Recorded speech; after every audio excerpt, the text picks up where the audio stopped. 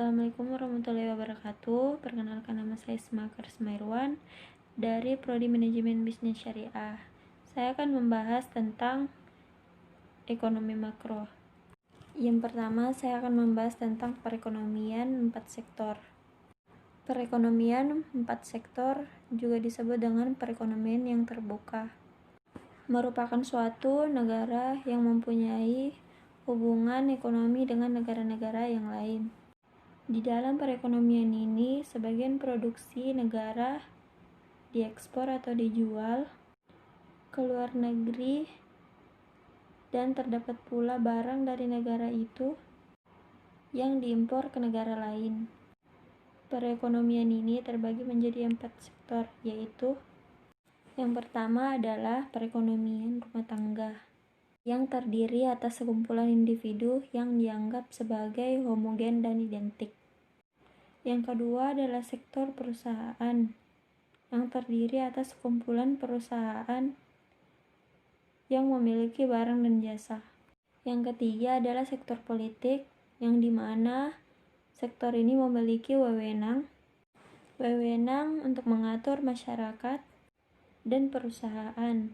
Yang terakhir adalah sektor luar negeri atau forgei luar negeri, yaitu sektor perekonomian dunia yang melakukan transaksi ekspor-impor.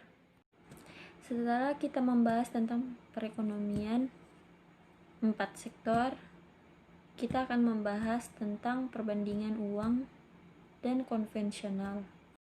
Secara etimologi, uang berasal dari kata al-naqdu. Pengertiannya ada beberapa makna, yaitu yang pertama adalah al-naqdu, yang berarti yang baik dari dirham, menggenggam dirham dan membedakan dirham, dan juga tunai, mengartikan uang dalam Islam bersifat low konsep.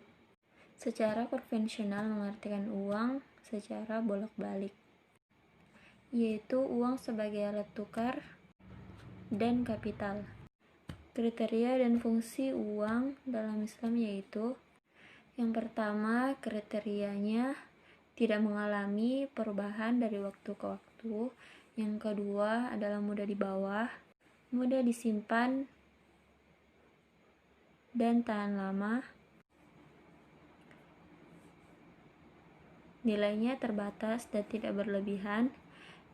Kemudian yang terakhir adalah mempunyai mutu yang sama.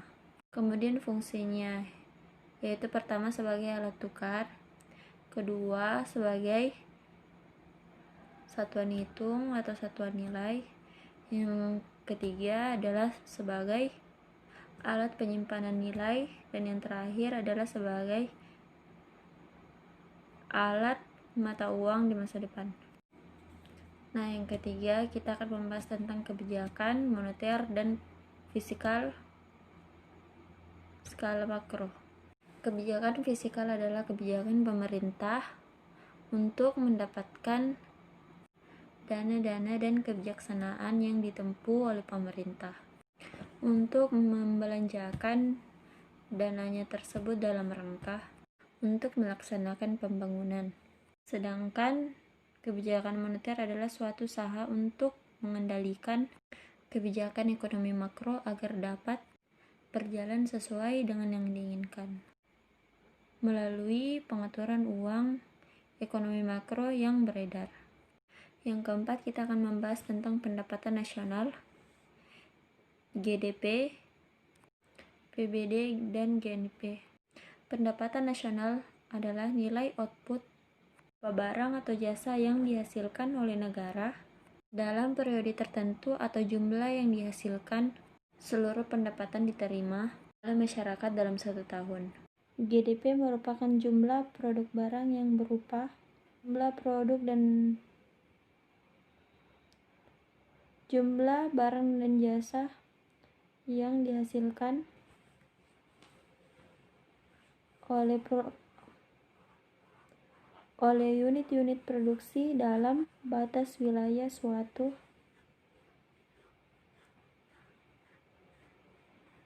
negara domestik. GNP adalah